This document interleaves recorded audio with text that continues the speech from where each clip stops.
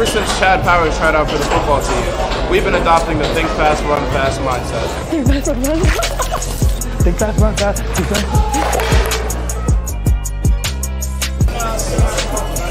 Run fast, think fast, run fast. Oh, crap! Personally, I think it works better on the football field. Ready, set, go. Think fast, run fast. Think fast, run fast. Next time you come to champs, just remember to keep your head on a swivel. For my day ones, they ain't in the studio over there.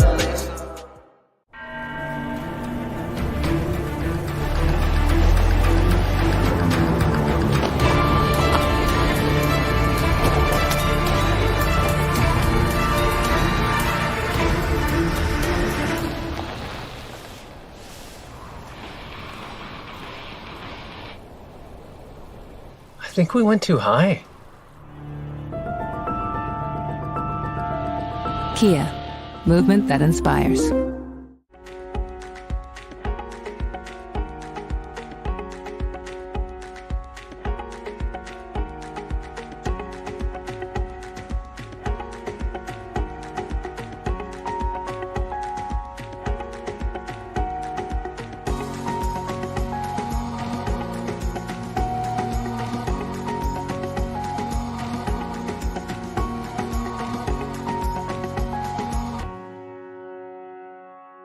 This is the place where roadside markets are filled with fruits and vegetables, small batch jams and made from scratch pies, where mountain trails are explored with friends with names like Ghost and Traveler, where award-winning wines, craft-made beers and spirits are raised, hearty meals are served, and nights are shared under star-filled skies.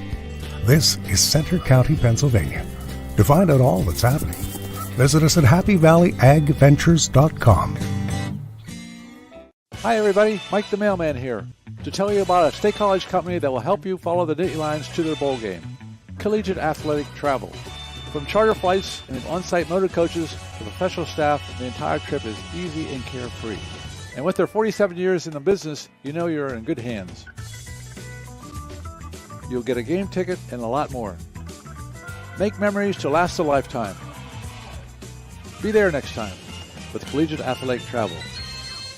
Hey, Penn State fans, it's game time, and Ciocca is hitting the field with 40 dealerships and 25 franchises in Pennsylvania and New Jersey. That means more choices and the perfect new or pre-owned vehicle priced to fit your budget. Plus, factory-trained service experts are just minutes away, and you can feel confident you're doing business with a family that treats you like family. We're a proud partner of Penn State Athletics and preferred auto dealer of the Penn State Alumni Association. The Ciocca dealerships. Experience the difference. Heyo, and we are live here at Champs Downtown on the Blue and White Players Show presented by Lion Country Kia, coming to you as we do every Monday night live at 6 p.m. on the socials of statecollege.com and Onward State. Goon and I are still slowly recovering from the Phillies not pulling out that World Series. Our guest, Grayson Kline, you're feeling the same way we are. Yeah, I'm not too happy about that one. So backstories, he said it was heartbreaking to watch it. I said, dude, you should have seen 1993, all right? Okay, enough. I got to be up for the next hour. What are you doing to me? Oh, Lord. I'm your fake host, Chris Bucanani. I'm joined by former Penn State offensive lineman Keith Goon Conlon, former Penn State defensive lineman Aeneas Hawkins. You can see Aeneas and I are modeling these lovely Players Show hoodies. You can get these in blue or white t-shirts as well at bluewhiteplayersshow.com. Just scan the, what was that called, QR code on the screen right now, or go to bluewhiteplayersshow.com. Yeah, wow, whatever. I'm glad I know what any of this stuff is. He put it on there, though. Yeah. I'd probably just put a sticker on top of the television. There you go. First guest on our show tonight, as I alluded to, senior tight end Grayson Kline. Grayson, thanks for being here, man. Thanks for having me, guys. Yeah, it's a pleasure having you here. And we're not going to talk about the Phillies at all. Maybe a little to the Eagles playing tonight, trying to stay undefeated. But Grayson, we're going to get right into it, and I was talking to Aeneas a little bit off the air. I think one of the cool things for us doing this show so far this year has been having players of various ages, various backgrounds, various paths that Penn State come on, and give people a lens into exactly what does this roster look like from top to bottom. And you've got a pretty interesting story about the path you followed to get to Happy Valley, and that's why we always ask guys to start out is introduce yourself to the audience and tell everybody how you came to Penn State football. Yep. Yep, so my career started as a quarterback, actually. I was a backup quarterback from my freshman to my junior years in high school at a school where, we were a powerhouse. It was Wilson, West Lawn, and West Lawn, Pennsylvania. Yep. A couple good quarterbacks from here. We got a couple. But, it wasn't looking good. I ended up transferring out my senior year and started off pretty hot my senior year at quarterback and suffered a knee injury that was pretty significant in my left leg. Patella tendon went and broke a couple bones in there, tore everything else, ACL, and kind of lost everything. Like I had some smaller offers, some smaller looks, and they kind of disappeared.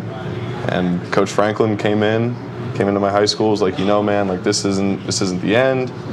And it was really like a blessing for me to see that somebody was still there to give me an opportunity. So I had that opportunity and I really jumped on it. Yeah. I mean, kid in Pennsylvania growing up, he loved Penn State. Everything about him. I remember Saturdays watching every week with my dad. And you really do just grow a love for it, and to see that they trusted me in my process for my rehab, that was really, really, really special for me. So they saw something in me at a point where, I didn't even see it. It was a long-term goal, and it was a long, long process. But I ended up coming in the fall of 2018 and got to be in a quarterback room with guys like Trace McSorley and Tommy Stevens. Will Levis was there. Michael Schuster, who was just an awesome dude. He was a walk-on quarterback back then. And I kind of went that season on the scout team, not doing too much, just really appreciating the ride. And then after the season, Tyler Bowen came up and asked if I was interested in going to tight end. And I wanted my spot on the team. I was looking for a role, and it was the easiest decision ever. I got into a loaded tight end room, had some great mentors, had Nick Bowers, John Holland. So I had some good guys in there. And then obviously Pat, who... OG Pat Fryermuth. OG Pat, who's one of my best buddies, and he kind of helped me through that process. Yeah. So fast forward, I'm a redshirt senior and still a tight end, still here, and now I'm kind of using the things that those older guys taught for me to help mentor the young guys, both on and off the field. Jazicki would have been here too, right? He was the year before I got here. All right. Yep, he was. That's one of our things. So I just told Bruce quietly, I said, I want to age us right now. What's your first memory? You're a Penn State fan. What's your first memory? I remember, oh man, I was real young and my dad pointing up, and I remember we were playing Iowa. And this is probably not going to be a good memory. Well, he looks at me and goes, no wonder they're losing. They're playing the Steelers, because they had the same exact uniforms. And that was my very first Penn State memory. I can't even remember. We had the big box on the back of the TV, the screen that you could scratch it and it would make the, like we were real young. I want to go back to high school, the injuries. Sure. Was that an in-game injury? It was. So, and ironically enough, so I transferred to Warwick, and we played Wilson, my old high school, week 4, and that's the game that I got hurt. Of course. Oh. So yeah, I was a quarterback. I just rolled out to my side and just flicked it out of bounds. Really not even throwing it to anybody. Came down, locked straight on my knee. Took a helmet right on top of the kneecap, hyperextended back, and then a helmet to the side. Oh. So it kind of like double clicked. Goodness gracious. The joint goes in the wrong direction, and that's There's a lot of ACLs over there. Bruce. Avoid that. A lot of bad knees. A lot of bad knees over there. What did that recovery process look like time-wise? So, oh man, I had to wait a decent amount before the first surgery. Okay. Just because swelling to go down and it was all swollen. Yeah, and the patella tendon tear so it was the bottom half of the patella tendon, so the kneecap shoots up and displaces. So my kneecap was all over the place. So I'm sure it looked pretty on the field, by the way. Yeah. You can ask the trainer. Turning their heads quick. Oh, the trainer came out and she's like, "What happened? What happened?" Oh, my knee's gone. I was mellowed out. I was so in shock, felt nothing. So I think my knee's gone. She's like, "Your knee's not gone." I don't know. Pulls your pants up. And she went to do the test. Your knee's going. Went to do the ACL test and said it didn't feel right, and she sprinted off the field. And luckily we had an orthopedic surgeon there who came in, took a look at it, and that's kind of who took care of me from that point on. My knee's starting to hurt just thinking about this. So at what point does Coach Franklin come in then after that? Is it you still in season, or is it after? Yeah, so Now, was there contact before? So you were being recruited? Yeah. So it wasn't like we would do the recruit visits. You said you transferred your senior year. Yep. Right. Yep. So you had a little. Did you do a lot of camps? Did you get your name out there? I did a ton of camps. Playing, yeah. Yep. I did a ton of camps. I was doing 15, 20 like prospect camps every summer, and it was. I'm not going to go out there either and say I ran the 4.4. Break your knee gave out. He's done it. He wore it out. Yeah. Well, hey, it was the cool thing to do. I was always kind of. Like we had the group of friends always like go to the field and we were all football 24/7. Yeah. Except for that 2-3 months of basketball season. After that we were all football. So we camped a lot. And it was me and a couple of my buddies. One played Central Connecticut, now Eastern Illinois. We had a couple go to Bucknell. And that was all we did. It's all we knew.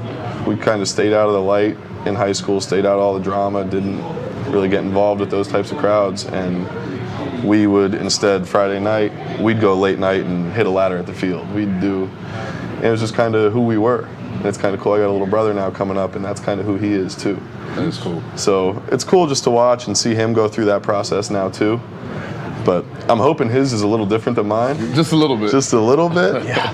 Yeah, he's young. He's got some time. So. When was the first time you took action after that injury? I can't remember. Okay. I know I was there, but I don't recall. Are you talking practice? Or are you talking game? Or just any live action, physical contact after that knee surgery? So my freshman year as a quarterback, I actually came in the scrimmage. Was that the scrimmage you came in? You remember that? I remember it well. I was excited that you were there because we were live too. The guy ran the wrong route.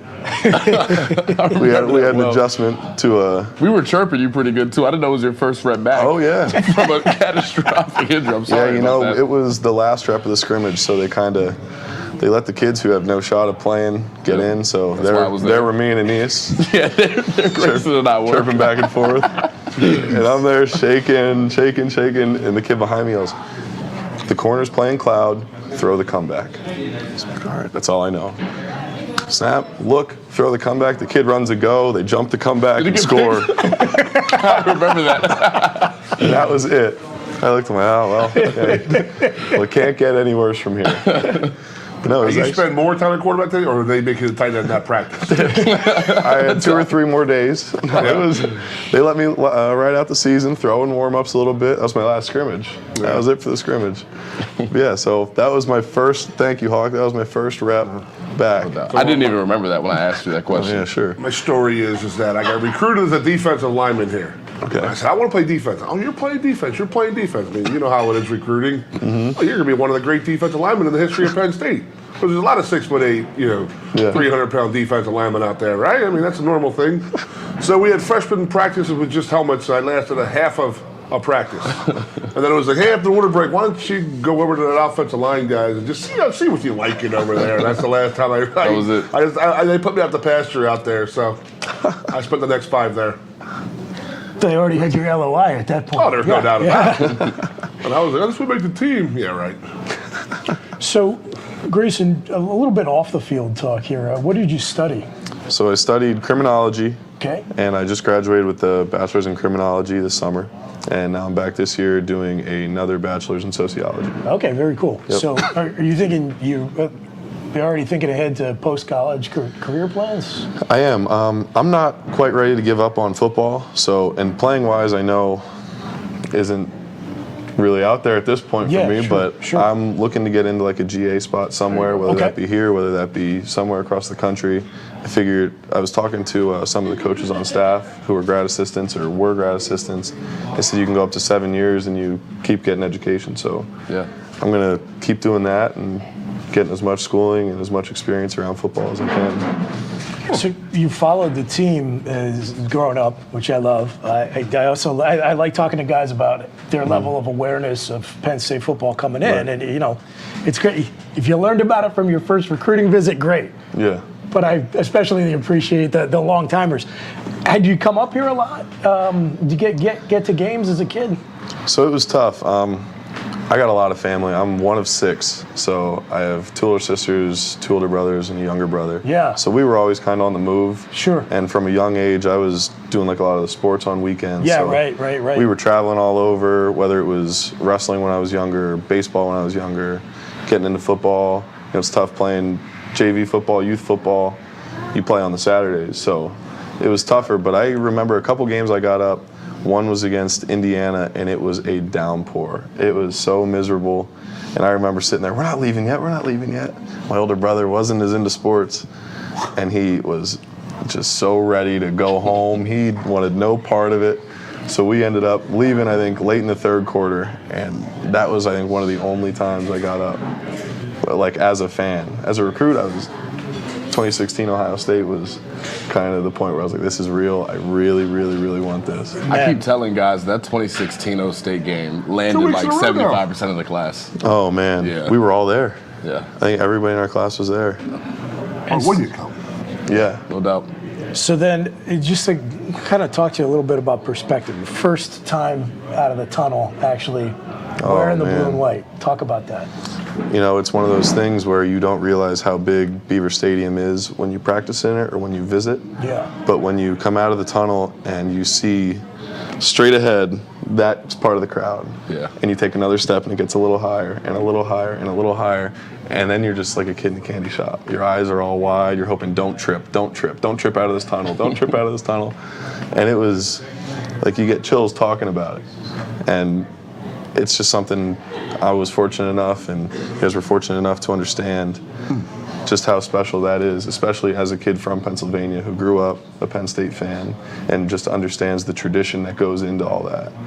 What was a better experience, the bus ride up the hill and the walk-in, or the run onto the field? Oh, I love the run in the field. Do you really? I do. More so than the bus? Than the bus. So the bus is great. You get to see your family. I'm a bus ride guy. Really? I'm a bus ride guy. Something about it. I mean, even in games games I had no chance of playing in, the fans would start hitting the bus, and I thought it was a Rocky movie. Like, I lose all sense, man. I get emotional on there, so. I'm with you. I mean, that's interesting to hear that you say that. I always say when we used to run on the field, when we all used to run on the field, and you look straight up and the overhang and the top people are this big, and it's like, oh, God, they're tiny. Yeah. And you realize they're 12 stories up in the air. I mean, you gotta think about that. And they're up there. Yeah. And there's no lights. The lights they're so high, the lights are below them, so it's black up there. Yeah, that's awesome. That's pretty damn cool. It is awesome. Running out to that, and the drums. The drums always got me going. Yeah. I could do that all day, all night. Especially that whiteout. Your first whiteout, you'll never forget it. The fireworks going off, everything going crazy. It was just, it's definitely the run out for me. And so all of that, 5 years ago, still fresh in your memory. Yep. You got one more left. One more run out of the tunnel. One more. Reflect on that for a little bit before we get out of here. Yeah, it's definitely going to be tough. Or do they keep you out there as a senior? Oh. I don't know. No, we'll get the run out. You run back to the locker room? Yeah, Okay. you go back in, get the speech. And, But yeah, it's definitely not something that hit me yet. Yeah. So well, I'm not trying to rub it in, but I mean, it's coming. You know, we've never asked this. I don't know this. How are Franklin's pregame speeches? I never even have we ever? You know, we've never brought it up. We've never talked about it.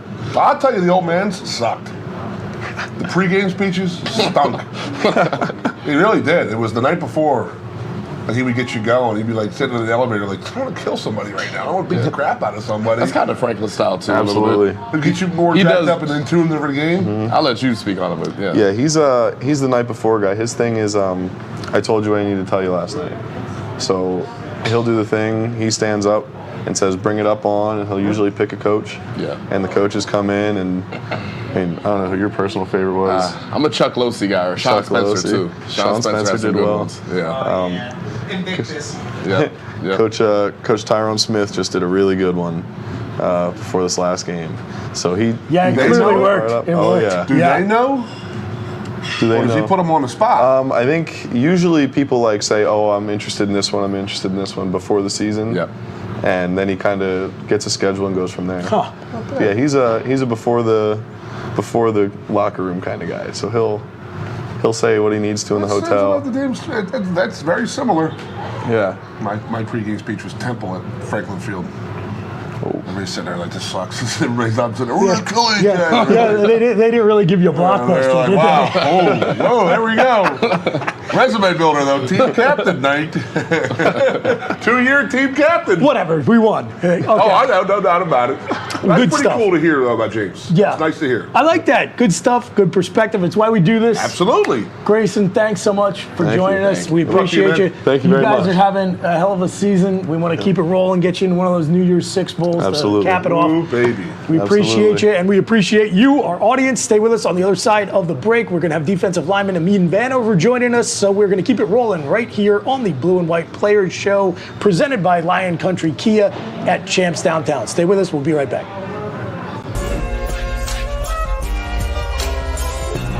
Ever since Chad Powers tried out for the football team, we've been adopting the think fast, run fast mindset. Think fast, run fast. Think fast.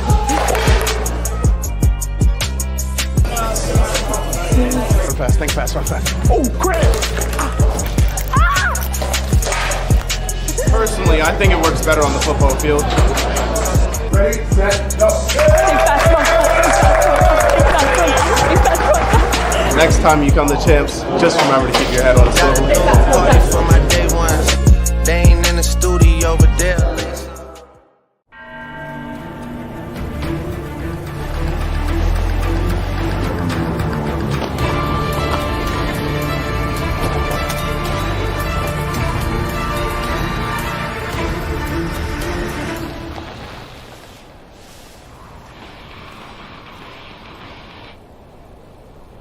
I think we went too high.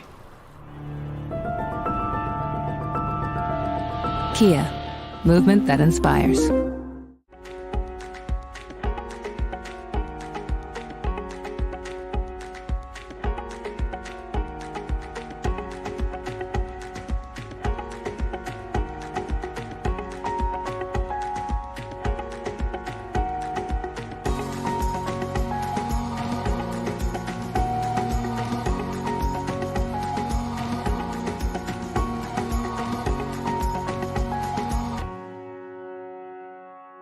This is the place where roadside markets are filled with fruits and vegetables, small batch jams and made from scratch pies, where mountain trails are explored with friends with names like Ghost and Traveler, where award-winning wines, craft-made beers, and spirits are raised, hearty meals are served, and nights are shared under star-filled skies.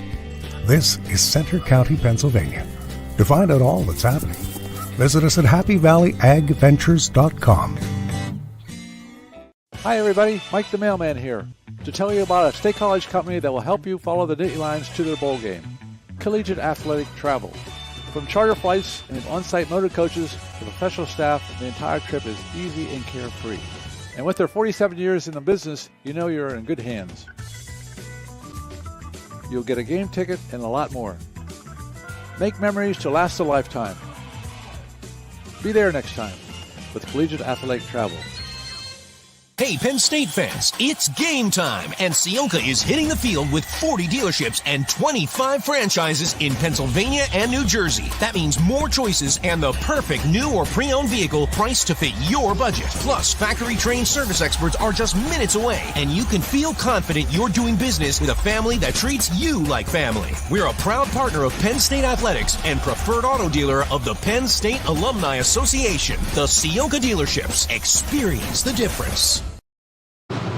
Welcome back, everybody, to Champs Downtown. It's the Blue and White Players Show presented by Lion Country Kia. Check out all their inventory at lioncountrykia.com. I'm Chris Buchanani with Keith Goon Conlon and Aeneas Hawkins, and we are now joined by sophomore defensive lineman Amir Vanover, part of what is turning into a really nasty, promising group for the Nittany Lions. And you guys had a heck of a night against the Terrapins, despite more crappy weather for the second home game this year. I mean, thanks for joining us. How you doing? Thank you for having me. It's a pleasure having you here, as we did with Grayson, as we do with everybody. If you could just introduce yourself to the audience and tell us a little bit about what brought you here to Happy Valley.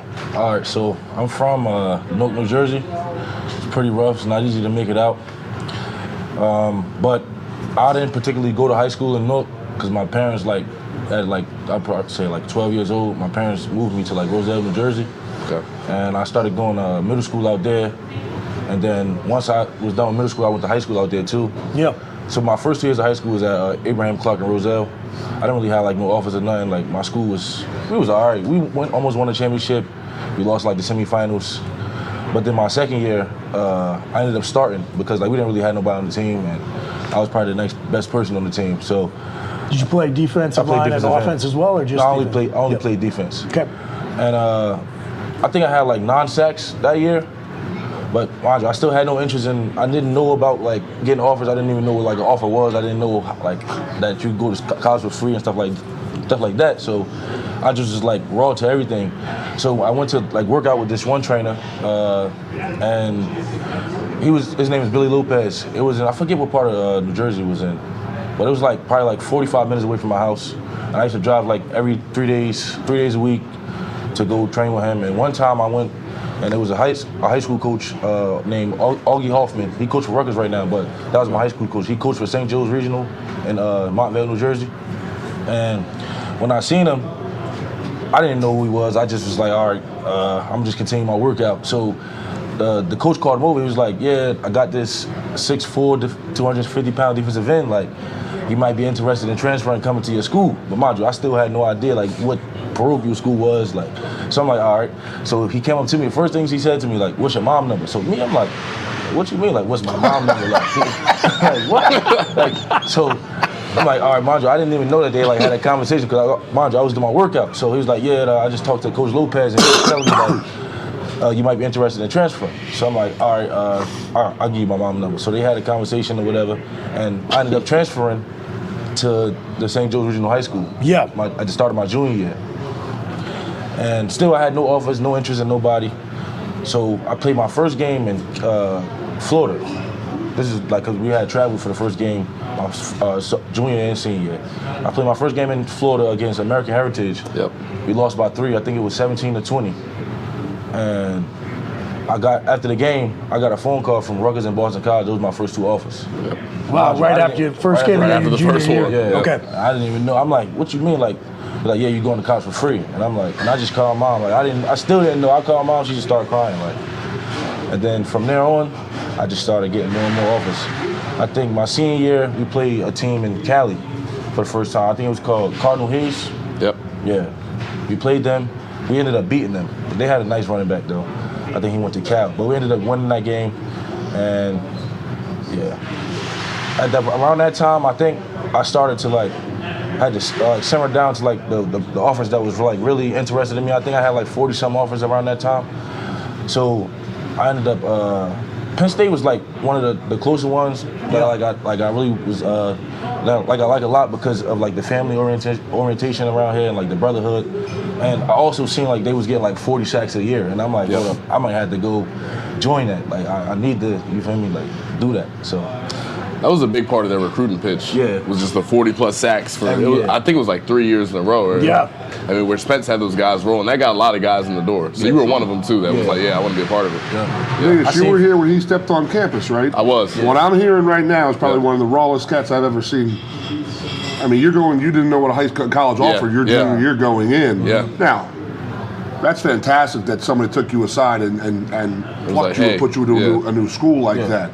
I mean, how many guys don't get that opportunity? Well, that's what's great, man. I mean, you can probably speak to it being from Newark and seeing some of that environment. There are a lot of guys who probably are talented, as much talent as you could ever want, but just don't have the opportunity, resources, and understanding to capitalize like you were able to. Yeah. There's a lot of kids in my city like where like they could be like the best on their team or like the best in the city, but like they don't take school seriously, or they don't have like the resources, the coaches to get them like known out there. They don't have nobody taking them to camps.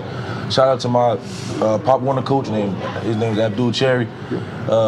Before I had any offers or anything, he used to take me out like to like recruiting visits. He's my Pop Warner coach. He basically told me everything I know about football besides my dad. You know who deserves the most credit? Yeah.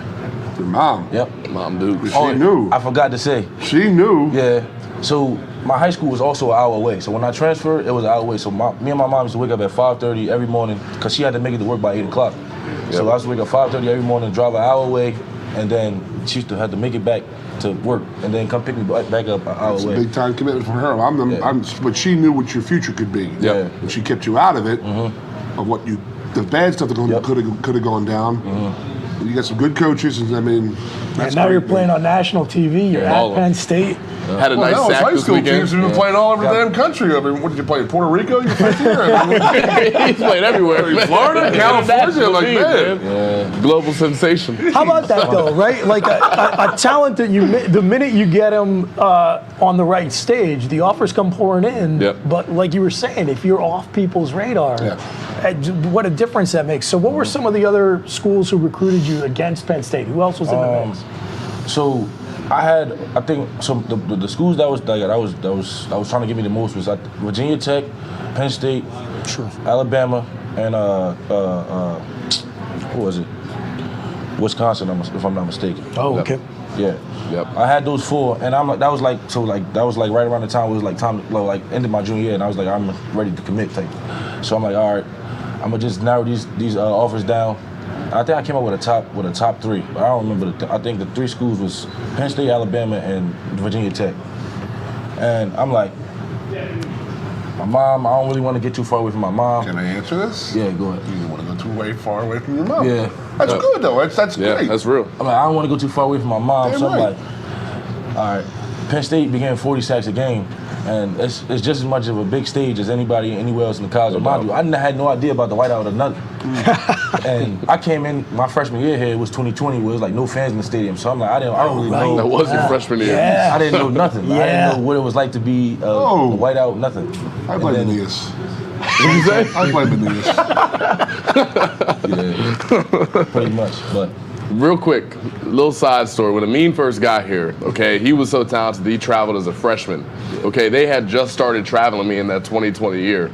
And everybody else got their own rooms, but because I wasn't that good and because he was a freshman, we got buddied up in the room. And I didn't really know Amir like that.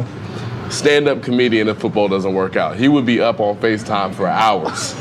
And I'd be on the other bed rolling all night long. That's how we got started. You remember them days? Yeah, I remember them days. Remember them days, man. Crazy. It was the best, dog. No doubt. Those are the memories you never forget. No doubt about it. No doubt about it. Yep. Wait till 10 years from now, and you're hanging out in the football Letterman's lot like I do on Saturdays. You see people from the 20 years ago you didn't see. Yeah. Saw guys this past weekend I haven't seen in 25 years. That's crazy. It's fantastic. Yeah, that's what it's about.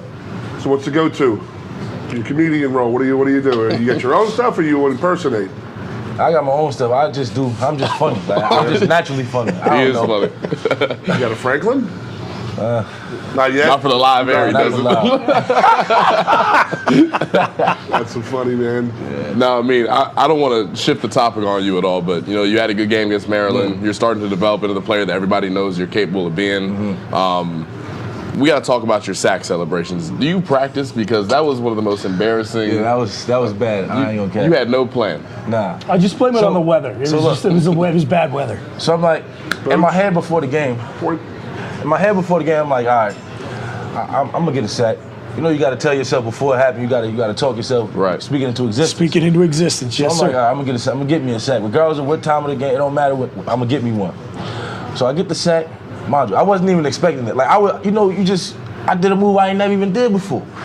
So I'm like, all right, I get the sack. And I put my hand. At first, I want to do like a little fist pump, but I'm like, I don't know what to do. But I didn't want to look crazy, so I just like. It looked like you froze, man. It was. I was froze, dog. So do you actually wish yourself not to get a sack, or is it No. you wish yourself to get a sack? I ain't celebrating until I find me a good one. Now the pressure's on. Now you might choke again, dude. The pressure's on now. You better not. You better figure it out. Pressuring him into it. Be a support group here. Come on. Now you got to get 2 this week. I gotta call Fred. You got to call Fred Hanzar. He has the sellies, man. Yeah, he gonna give me a couple celebrations. What, did he have him in his back pocket? Or Fred was just a great he dancer. didn't use him. Fred is a dancer. Yeah, he's a great dancer. He would always dance in the locker room. Everybody said that. So when Mike the mailman does his media day things, he always asks the players like these dumb questions, and one of them was, "Who's the best dancer on the team?" Usually, like if you ask them like, "Who's the best video game player?" or something, everybody says himself. Like 24 Unanimously. people, all over the field, different position groups, they all said Fred Hansen is the best dancer. And I'll tell you what, his career is done now. No, the defensive tackle. Junior out there. Listen, he was very much like Spice in that sense. He had a terrible knee, but when it came time to dance, it was a knee. Oh, he busted But his adrenaline would kick in, and his feet would move faster than I'd ever seen him move before. It was impressive. Fred, if you're watching this, man, respect. Real. Yeah, he was supposed to teach me before he left. Very He never impressive. did. It was. Yeah. We had some side work for him, maybe some GA work for him, maybe Yeah. Fred working on them sack dances. So, do you want to ask him the official visit question? I know you bust balls on that. I mean, your official visit here, did you visit Alabama? Did you visit Tech? Nah, or you committed here, and then James gave you the, well. This is a trend you're seeing, right? You're seeing the trend?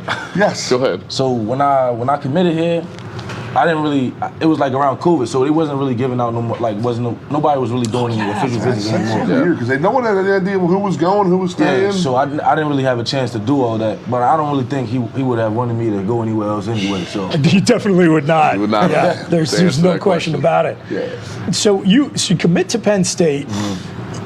Like you were saying, you don't really know the whole deal around it, the tailgating, the whiteout, and everything. So what was your introduction to that like when we could finally bring the fans back last year? I probably would say the first home game. Not even the whiteout, just because of like, they haven't been there in a year and a half. Oh, yeah. Yeah. So it was that might have been one of the loudest games. So the ride? Everyone was cranked up for that game. I remember that well. Is it the ride or the run out? What do you like better? I think the run out is the best. Man, these new schoolers in this. They're different, new school. man. They're not old school like you and I, right? The vibration You're of the old the field. school. You're getting pushed out of the new school. It's crazy. I'm a tweener. Don't forget, though, like compared to when you were running out of the tunnel, they tacked on 10,000 extra people to the stadium from when you were here. Yep. And the crowd's definitely crazier than it was in the 90s. It's not even close. There wasn't It's the biggest thing in the stadium was the press box, and now it's the smallest So thing. you can feel everything shaking. You can from feel the crowd. vibration walking out Yeah, of that's the tunnel. cool. It give you like chills. Yeah. So. No, I came back at 5 and 6 though. Let me tell you. Can I tell you guys one You more were story? hungry, boy. You were hungry. I got one more mean Vanover story before we get off the air, okay? It's 2020, your freshman year again. Yeah. My first game action of the year comes against Illinois, and mean Vanover is in with me. At this point, I've created no stats on my college career. I don't have a single one. I get in there, I manhandle Kendrick Green, the Pittsburgh Steeler, get a TFL. A mean Vanover dives over the pile, doesn't really touch anybody, but gets up and celebrates. Tell me he vultured your stat. He vultured the stat. Wow! To this day. It comes Unbelievable. out. The truth comes out. So the one time he does decide to celebrate is when I make the play. It be your own guys, Hey, man. you guys stay in the same hotel room the night before? Yeah. That night We did. too? We did. Crazy. Yeah. Amir and I didn't talk for months after that. It was a problem. I don't blame My you. book. It was a problem. That's the only TFL I had that year. The only one. Not even a .5. It was the one. He got the one. Did you ever get credit for it, Aeneas? No, I didn't get credit for it. I mean, I didn't take it to Nothing? anybody. I had the video evidence, which I thought was enough, but looking back now that my career is done, I would like to be in the book somewhere. Aeneas was on the field at some point. You know what I mean? Okay. One of those things. Well, we've documented it. We've here. documented From now here, on. no doubt. Yeah, everyone will know. So off the field, what are you studying here at Penn State? At first, I started with criminal justice, but now I'm with RHS, Rehabilitation Human Services. Oh, okay, very cool. Yeah. So how long have you been in that? I just started. Just get into it. Yeah. Okay, very What's good. the goal? Like We all want to go to the NFL. Oh, yeah, we yeah. all know that. But what's the goal with the major? Probably just to be like to help. I like helping people. I like to give back.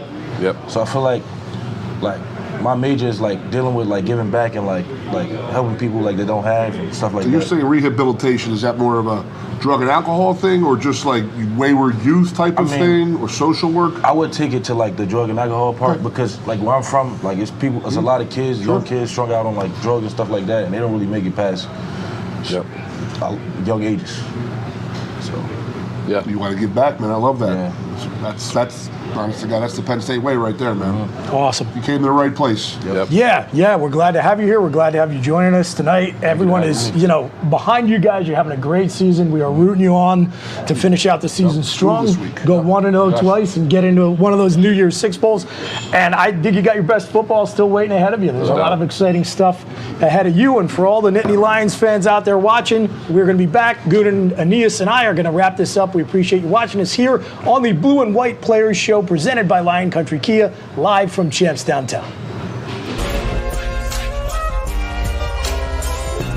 Ever since Chad Powers tried out for the football team, we've been adopting the think fast, run fast mindset. Think fast, run fast. Think fast.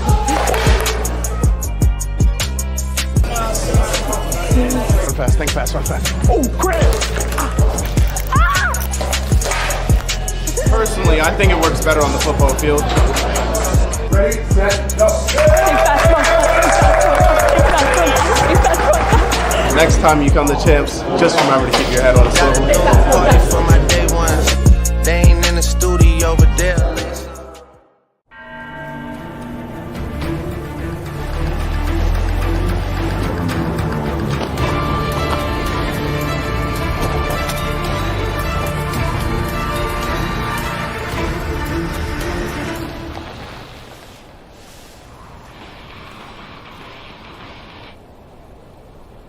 I think we went too high. Kia, movement that inspires.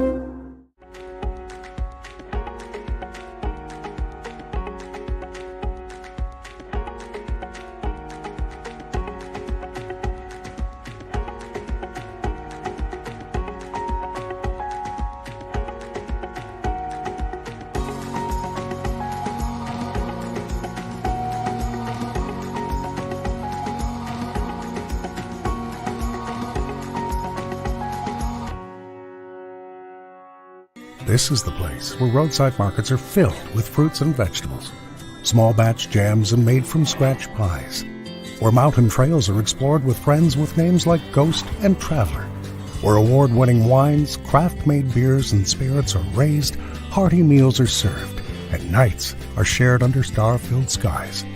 This is Center County, Pennsylvania. To find out all that's happening, visit us at happyvalleyagventures.com. Hi everybody, Mike the Mailman here, to tell you about a state college company that will help you follow the Nittany Lions to their bowl game. Collegiate Athletic Travel. From charter flights and on-site motor coaches to professional staff, the entire trip is easy and carefree. And with their 47 years in the business, you know you're in good hands.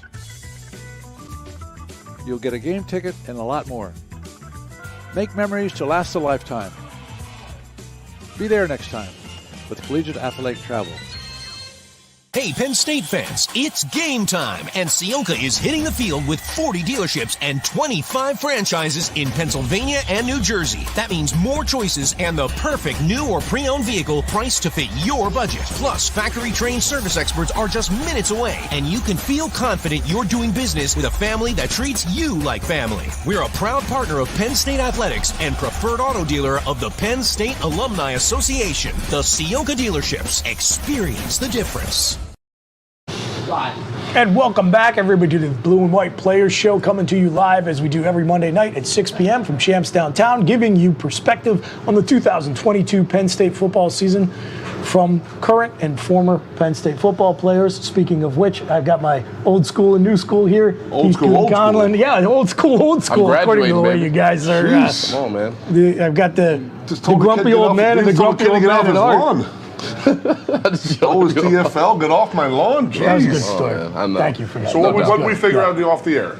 Say it again. So if he gets a TFL or a sack, he has to do the Aeneas dance. He's going to hit the Dougie on national television, and that'll be his way of repaying his debt to me for stealing. What number were you? What number? 27. You got to go 2-7 out there. No doubt. I think he needs to draw 2-7 like on his wrist tape and point to it on the sack. That might be the new one. But then I'm going to say this. Wait till he goes to the league, and then you call Then the have him doing favor, it. and then it's got a monetary value. No doubt. That's a great point. So, this is business at the end of the day. Roulette. That's all it is. You gonna let it ride, or you gonna take it in now, or you gonna let it ride? Make sure you make the NFL, and then cash in big time. You got one leg left on a parlay, Bubba. Come on. That's it. No doubt about it. You can't do both? Come on. I don't know. Okay. Jeez. Maryland, good win for the Nittany Lions.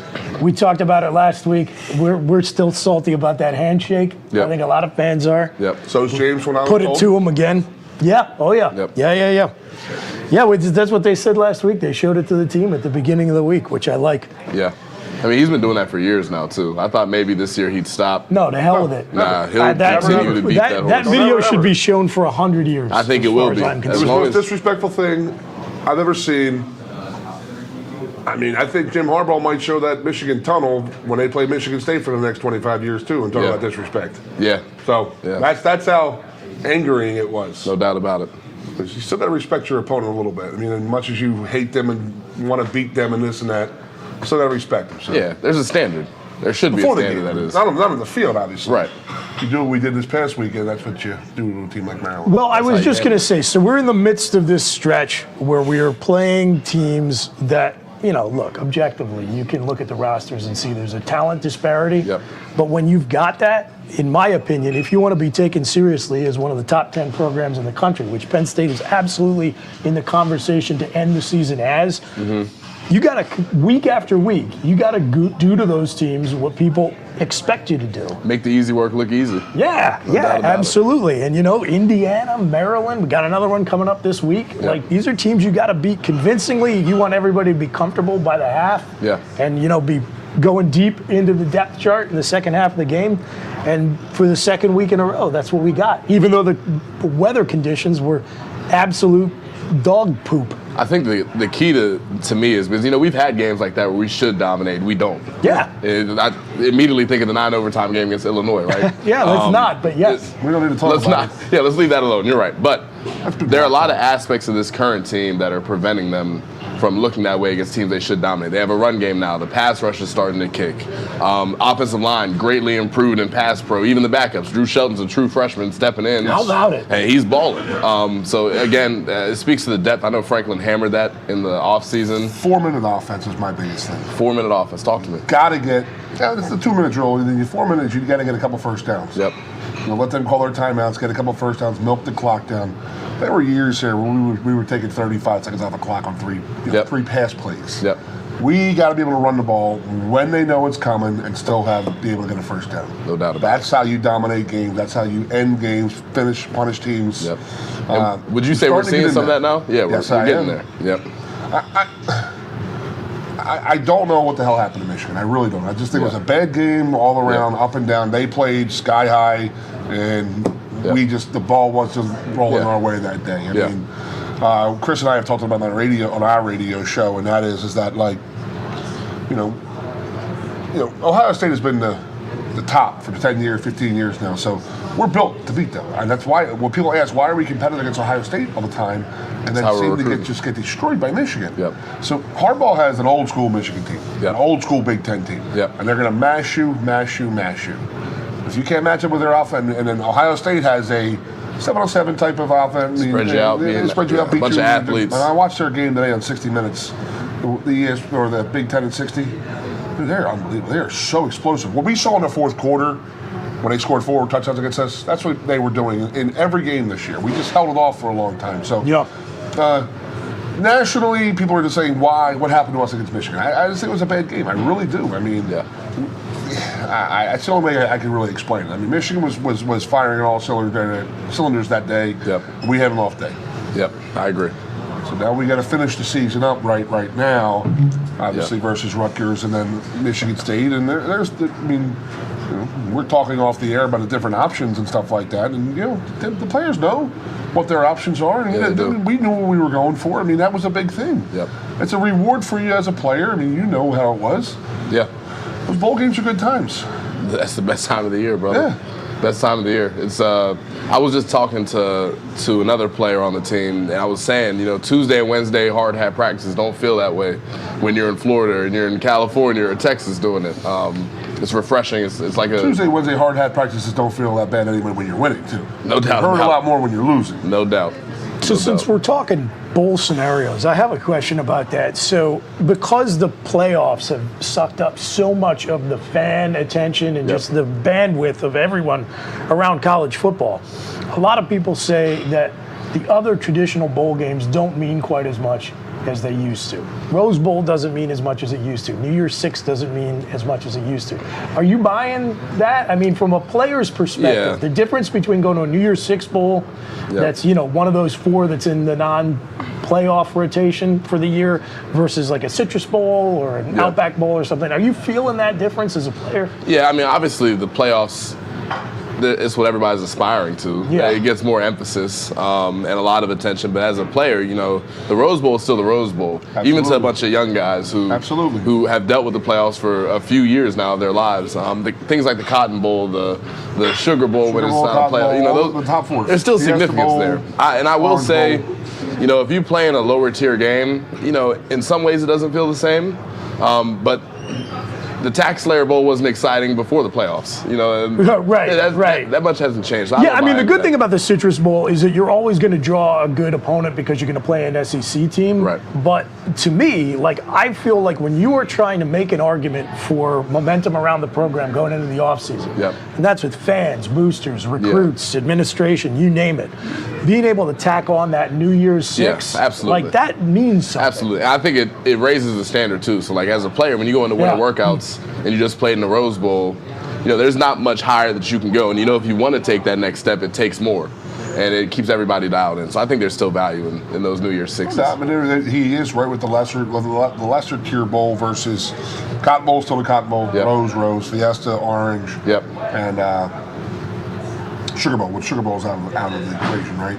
That's one of the. Is it a playoff game? That's a playoff game this year. Rose Bowl is always going to be the Rose Bowl. I try to tell these guys, it's not as glorious as you think they being the Rose Bowl type of thing. But they don't pamper you like the Cotton Bowl. No, there's no doubt about it. Cotton Bowl, the Orange Bowl. I mean, the most fun you're going to have is the Orange Bowl. Yeah. And there ain't no two ways about that. Yeah. The Fiesta Bowl is pretty damn close. Yeah. I've heard good things about the Fiesta Bowl. Because we're the Fiesta Bowl, but in the Rose Bowl, it's just going to say, hey, we're the Rose Bowl. What do we got to do? Why do we got to impress you? The Fiesta Bowl has to impress you. Right. They want Aeneas to go out and say, you know what, dude, that Fiesta Bowl is awesome. They want a guy like me, 30-year-old player 30 years ago, say, dude, that Fiesta Bowl was rocking. Yeah. And it was awesome. It was fun. That's what they want. That's what they want. They want that for their bowls. So, but you ask any player in the Big Ten or Pac-12, they always want to play in USA. There's 2005 guys. That was the year they were eligible to play in the Rose Bowl. And they couldn't because it was the national championship game. Yep. You asked those guys in 05, that was a huge disappointment to them. Yep. It's not being able to play in that Rose Bowl. Now, it was a hell of a damn trip and a hell of a game at that Orange Bowl, don't get me wrong. That was a hell of a time. It was a great time, great game, one of those memorable things, but they still would say, I would have rather have played the Rose Bowl. And I said, well, the Rose Bowl isn't as fun as you think it is. And they go, doesn't matter. It's still the Rose Bowl. It's still... And listen, there are people introduced me. This is Keith Connell. He played in the Rose Bowl. You know what I mean? And this is it. He played in the Rose Bowl. Right. That's a huge, huge thing. So, in order to be in these conversations at the end of the season, you got to take care of business. No doubt. You got to win your next two games. And I think you have been saying this repeatedly over the last several weeks, that you were in that locker room for the last 5 years. You were part of some great wins and some tough stretches. And you are seeing something in this year's team that gives you some confidence that they've got the focus to be able to go out and do that this year. Yeah, I just think the leadership and culture is better than it has been. You know, something about it. I don't want to sound too theatrical here, but old school. You know, again, though, the position groups across the board also seem to have improved dramatically as well. It's not just a mindset thing and a leadership there's thing. No question. So it's give and take. But, you know, I've been a part of teams that, you know, take 2 losses to an Ohio State and a Michigan, or maybe a Michigan State, and then everything just seems to fall apart. Guys crumble. And I think there's such an onus placed on making that playoff that once you hit that 2-loss mark and you know that realistically you're not going, it's hard to keep guys dialed in. This year has been different. What are you saying? What's it sound like? How much I hated our 92 team. Yeah. That's why we were so good in 94. 93 was like that. This is like that the year after when you lose a couple games, some guys go away and quit. And then this is the good year. The next year is the team. This is when you... I think there's the similarities are there. There's a good mix of senior leadership and young talent on the team. So you got great leaders who are keeping the locker room focused, and you've got kids who have got their whole careers in front of them. No doubt about it. I like it. I like the mix. I think that, to your point, I mean, there's been marked improvement on the field. I mean, you just contrast what we were able to do in the run game last year versus what it looks like this season. It's just 2 different worlds. Night and day. Yeah. Absolutely. And, 2 different kinds of losses this year, where you just have absolutely everything that can go wrong does against Michigan. They come back and they play really strong in front of the home crowd against Minnesota the following week. absolutely empty the chamber against Ohio State and doesn't go your way, breaks against you late, what do? They come back another dominating win the following week. That kind of psychological resiliency, that's what you like to see. And that's the portion of it that does speak to the leadership. Guys like Tig, guys like, as much as the fans give them a hard time, guys like Cliff and PJ Mustafer who are stepping up and keeping the young guys locked in like we're talking about right now. I'm telling you, it sounds just like it. It's the same. It's a very, very similar thing. Yep. So. Well, we want them to keep it rolling on the field. Baby. We're going to keep it rolling here on the Blue and White Players Show. Come back and join us on the socials of statecollege.com and Onward State next week at 6 p.m. on Monday, live from Champs Downtown. Johnny's reminding me that I got to tell you a couple of housekeeping things before we get out of here. This helmet signed by every player and letterman who appears on the show all season long is up for grabs. Make a donation to the Special Olympics of Pennsylvania between now and December 31st at sopapaternofund.org. Honor the legacy of Joe and Sue. Support a great cause. Be entered for a chance to win this one-of-a-kind autographed Penn State football helmet. And get these wonderful Blue White Players Show apparel at bluewhiteplayersshow.com or scan the QR code on the screen. We'll be back next Monday. We're going to keep it rolling. Have a great week. Go Eagles. We are. Woo! One of those. Ever since Chad Powers tried out for the football team, we've been adopting the think fast, run fast mindset. Think fast, run fast.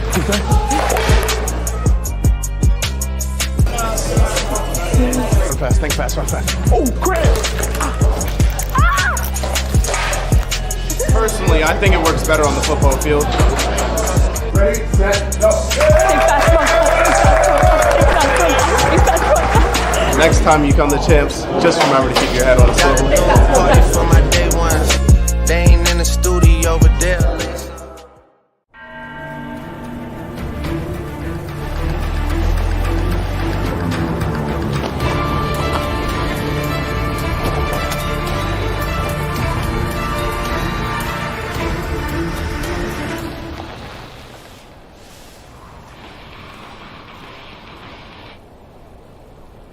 I think we went too high. Kia, movement that inspires.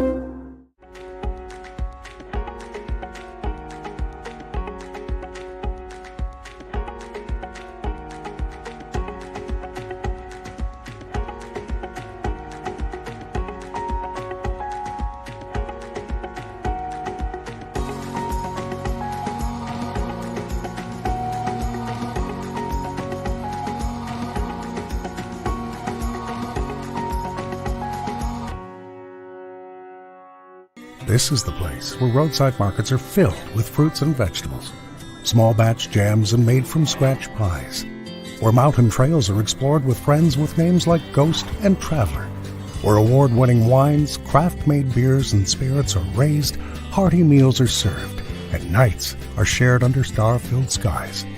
This is Center County, Pennsylvania. To find out all that's happening, visit us at happyvalleyagventures.com. Hi everybody, Mike the Mailman here, to tell you about a State College company that will help you follow the Nittany Lions to their bowl game. Collegiate Athletic Travel. From charter flights and on-site motor coaches to professional staff, the entire trip is easy and carefree. And with their 47 years in the business, you know you're in good hands. You'll get a game ticket and a lot more.